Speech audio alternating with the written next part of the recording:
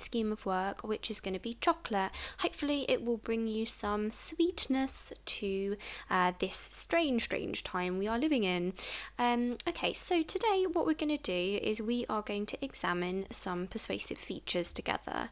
For some of you, you will be used to this, you'll know the persuasive features, you'll feel very confident about it, and for you guys that's a great opportunity to practice what you know and do a bit of revision. For the rest of you, you might watch this and go, God, I have no idea what those things are, but that's fine because now is a perfect opportunity to do it together, and if you're not sure, you can watch the video a few times and hopefully that will help you.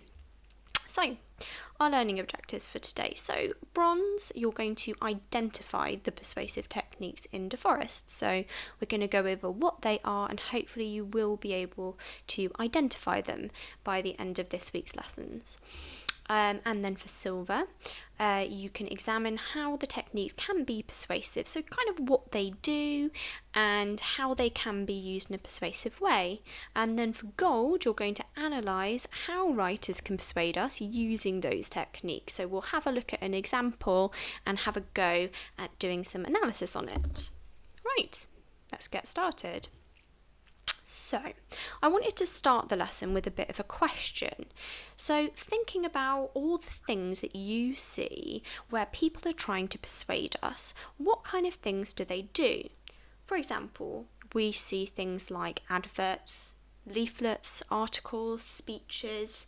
Sometimes we read letters, we get letters through the door trying to persuade us about something, and maybe it's just face to face, someone's actually trying to persuade you to lend them a quid or give them your chocolate bar. So have a little pause of the video for a second and think, how do people do that? What are the things that we know about that make them persuasive? What techniques are used? What do people do to persuade us?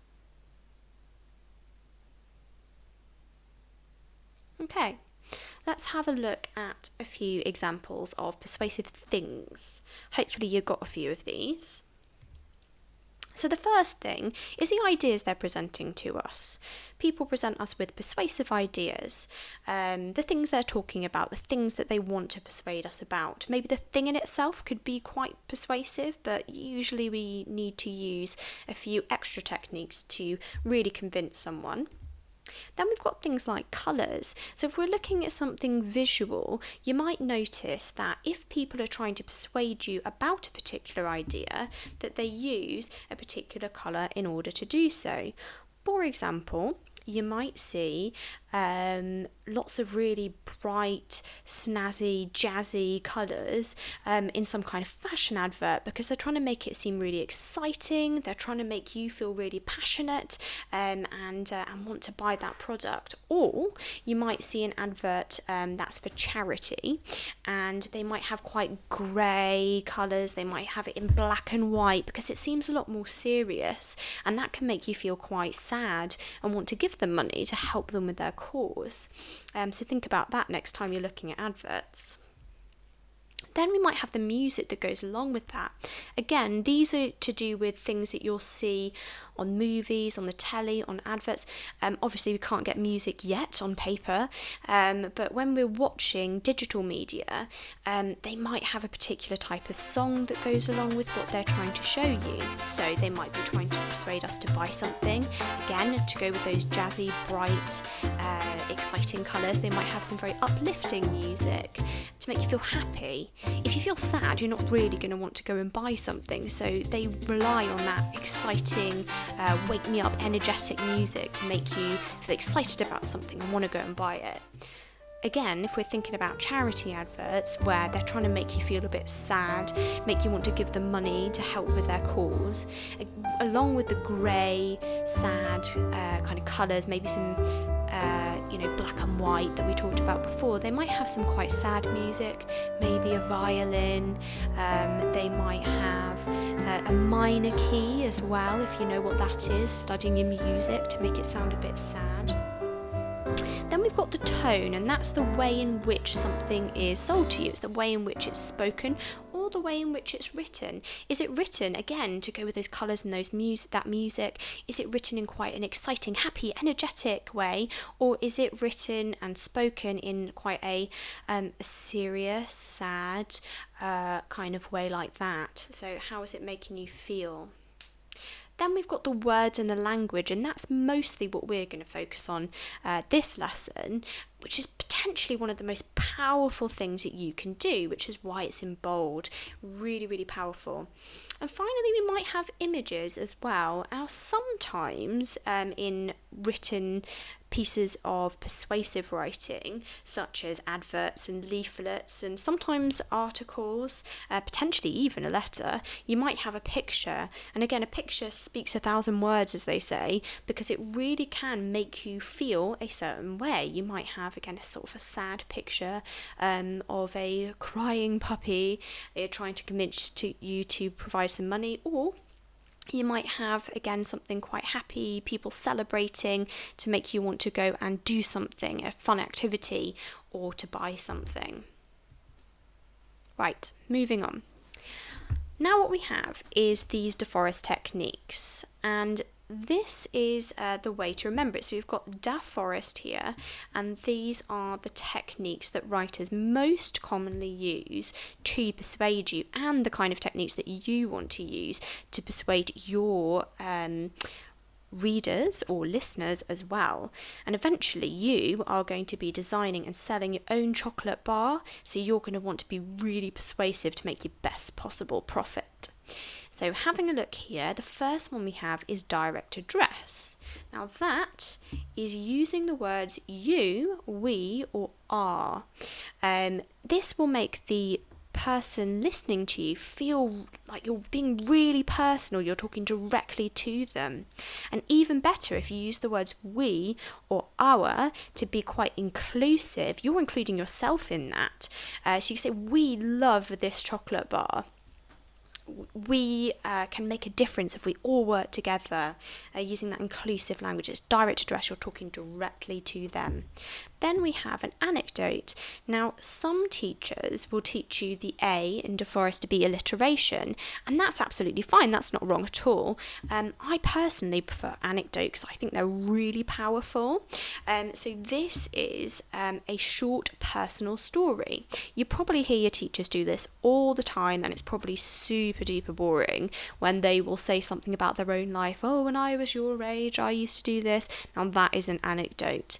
Normally people will do that because they're trying to make themselves seem funny, or maybe they're trying to make you kind of connect with them on a better kind of level, and that's a really powerful thing to include in your writing. It also makes it relatable as well. Then you've got facts. Really importantly, a fact is information that can be proven to be true. Now, all too often we see people dressing up opinions as facts, so they will say it in a particular way that makes it sound like a fact, when actually it's an opinion. So just be careful with that. A fact can always be proven to be true one way or another. So opinions are the ideas and beliefs of the writer. So they might say, I think, or I feel, or I believe, to show you that they're giving an opinion, but sometimes they don't, and that's why you have to be really careful about telling the difference between a fact and an opinion. Then we've got repetition, which is saying the same thing more than once. We've got rhetorical questions, which are asking a question that doesn't need or expect a response. Again, you may well have heard this in the classroom. For example, were you listening? A teacher might say that. And actually, did they expect you to say, yes, I was listening, or do they just expect you basically to be quiet and show them that you're listening by using your eyes on them? That is a rhetorical question. They don't really want you to respond to it. They're just saying it to create an effect. That's the difference between a normal question and a rhetorical question. A rhetorical question is asked to provide some flair to the question. They don't want you to answer it. Okay, so now we've got emotive language, which is using language word choices to make the reader or listener feel a certain emotion. So we touched on that a little bit before in the last PowerPoint slide when we were talking about those adverts. They use those word choices to make you feel a certain way, and you might not even notice they're doing it. And we'll come back to an example of that in a second to show you. We've got statistics, which is numerical data such as percentages, currency, or fractions. It might use a poll such as 9 out of 10 people found this product to be absolutely amazing. That's a good example of statistics. People really believe statistics because it's numbers, it's real people who have been asked, or real evidence that's been taken from, I don't know, experiments and things like that people have done. So we love a bit of statistics. Then we've got triples, which are 3 strong statements or words in a row. And they don't have to be the same word, they can be different words. And I'll show you an example again in a second. Feel free to take a picture of this screen to help you later, or to copy these down into a notebook if you think that would be helpful for you. Right, I've enlisted the help of my dog Penny to help me with this next PowerPoint slide. So I'm going to give you some examples of each of the DAFORREST features. What you're going to be doing in a minute is you're going to be doing a task to match up the technique to an example of it. So this is an example for you of that in action. So here is an example of direct address. You can make a difference if you try. So here it feels very personal. The writer is directly addressing you, the reader. Then we've got a little anecdote here. I had a dog like this myself when I was younger. She used to bark all the time. A little personal story. Oh, it's nice, isn't it? You feel connected to that writer. You're like, oh, they've got a dog. They're a human being. That's basically what anecdotes are supposed to do. Then we've got fact. My dog is black and white. Well, have a look at the picture. She's black and white. We can prove that. That's how we know that's a fact. And an opinion. I think my dog is the cutest dog in the world. Now, I could make this sound like a fact if I take away the I think. If I just say, my dog is the cutest dog in the world, it sounds like a fact, but actually it is an opinion. It's one of those opinions that's disguised as a fact. Actually, although I think that my dog is the cutest dog in the world, and if I say my dog is the cutest dog in the world, there's no actual, as sad as it is and as much as it breaks my heart, there is no actual proof. We cannot prove that she's the cutest dog in the world. It's just a matter of opinion. So that's an example of an opinion disguised as a fact. Then we've got repetition. This is madness, I say, madness. And we have a rhetorical question. How could you? Maybe you've said that. Maybe you've heard it. Maybe someone said it to you before. Again, it's one of those examples. They don't actually want you to reply. How can you? You can't reply to that. How could you do this to me? Well, you can't really respond. They're just saying it to try and get some kind of reaction out of you, but not actually to answer it. Maybe to feel bad. Then we have the emotive language here. The boy was pleading her with his large brown eyes, brimming with tears. So emotive language, you can see here, we've got some interesting word choices that have been used in order to make you feel maybe a bit of pity for the boy here. We've got the word pleading, and we've got the words brimming with tears. Oh, that just makes you really feel like you can imagine this boy there with gigantic eyes, full of tears, crying. He's maybe on his hands and knees, he's begging. It makes you feel maybe quite sorry for the boy, or maybe a little bit of pity, as I said before.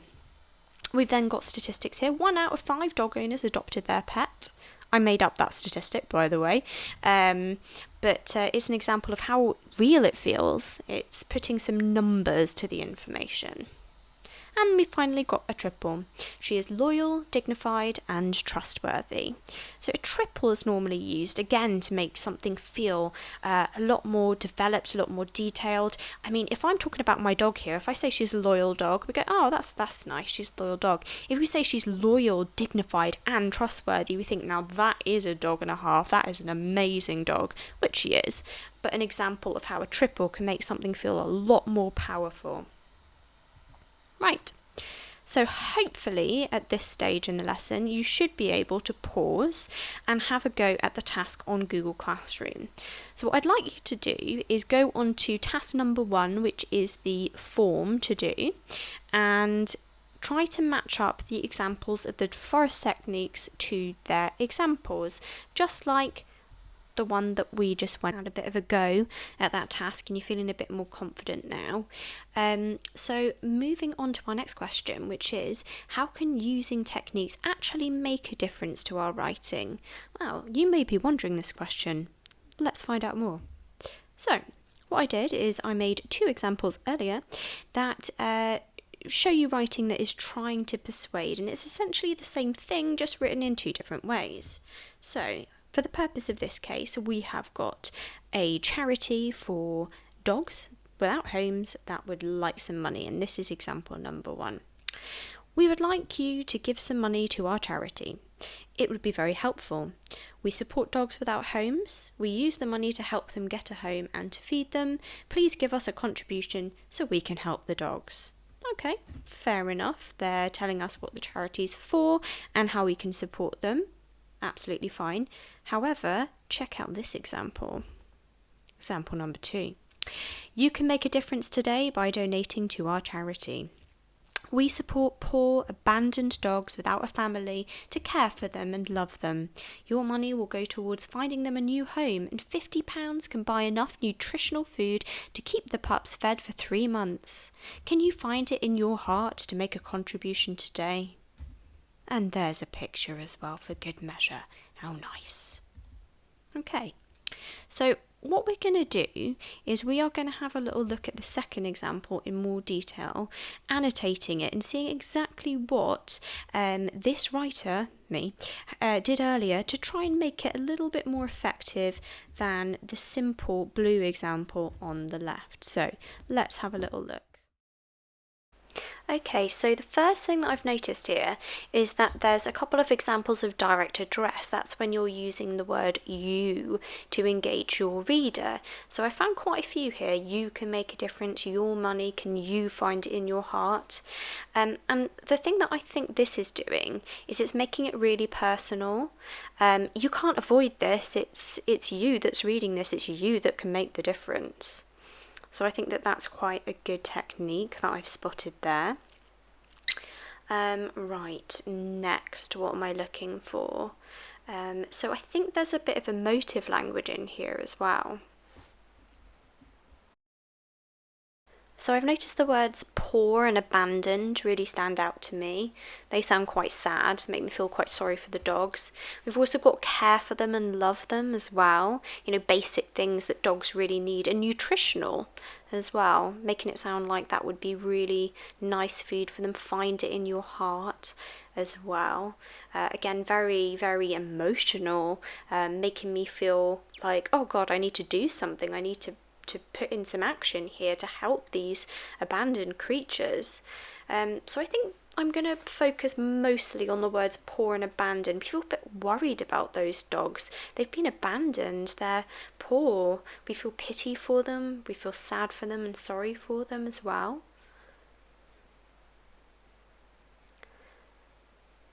I think find it in your heart is quite a common phrase, isn't it? We hear that one quite a lot. It makes us really feel like we need to help. We want to help. We want to be kind to the dogs. It's almost like emotional blackmail, isn't it, really? Next, I think I'm looking for rhetorical question. I found one here. Can you find it in your heart to make a contribution today? So they are finding a way to tell us to donate money, but without really telling us. They're asking us a question. We're not supposed to respond to it. Doesn't sound forceful either. It's not telling us to do it, as I said. It's kind of asking us nicely, appealing to our better senses, appealing to our better selves. Quite polite as well. Contribution's an interesting word here as well. It doesn't say how much. Contribution sounds just like a few quid, doesn't it? It doesn't sound like they want a lot of money from us.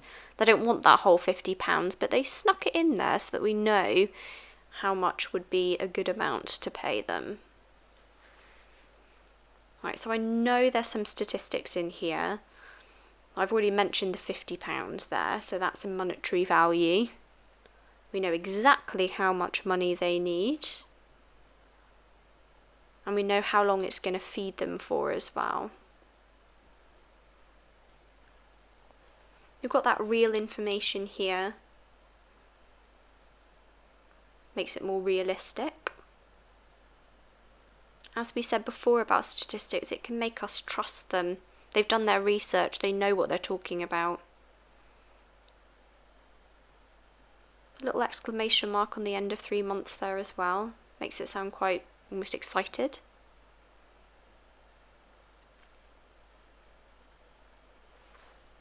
And then we've got a little picture here at the bottom. Sometimes they do include those pictures, don't they? And this one's quite a sweet one. Makes it quite personal, puts a little face to the charity there. You know who you're helping. And it's very sweet as well, so we might feel quite sorry for her. So now we are ready to start answering a question on it. So this is the question that we're going to be answering using P. How does the advert persuade us to donate?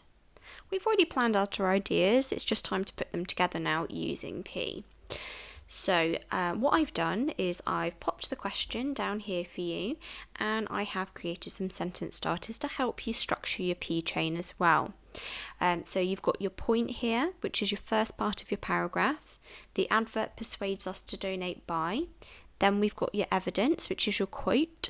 This can be seen in the quote. And then your explanation. This example persuades us because. Now I'm going to show you a waggle. I'm going to do an I do with you to show you how to take this question, the planning that we did before, and to put it into a persuasive paragraph together using the sentence starters. Now, watch the example that I have created for you. But when it comes to writing your own, have a go. Don't worry too much about making it exactly the same way. Just try and get an answer to the question written down in whatever way you can if you feel like it's too difficult. If you feel like it's not difficult enough, then you can try and do a few P chains on different things and try and talk about a good range of different examples. So you can kind of make it your own when it comes to actually doing the task at the end of the lesson. All right, let's get peeing. So we've got our question here. How does the advert persuade us to donate? Okay, so first thing I'm going to do is I'm going to start by writing out the sentence starter for the point here. So, the advert persuades us to donate by... Right, now I need to find an example of how they do this. Right, how do they make us want to donate money? Okay, I think I might talk about this part here, which is the persuasive emotive language. I think that's what I'm going to talk about. So I'm going to say by using emotive language, okay, to make us feel sympathy for the dogs without homes. Okay. So now I'm going to do the evidence. I'm going to include a quote. So I've just changed colour to make that more obvious. You don't have to do that in your own writing. So again, I'm using the sentence starter to get started. This can be seen in the quote. There's other ways to word this. So I selected my quote before, so I know what I need to include. It's just going to be this part here, because that is the emotive language. So I'm not going to forget to use my speech marks to start my quote. And this is the quote here. We support poor Just checking to make sure it's completely accurate, including that comma there. Abandoned dogs without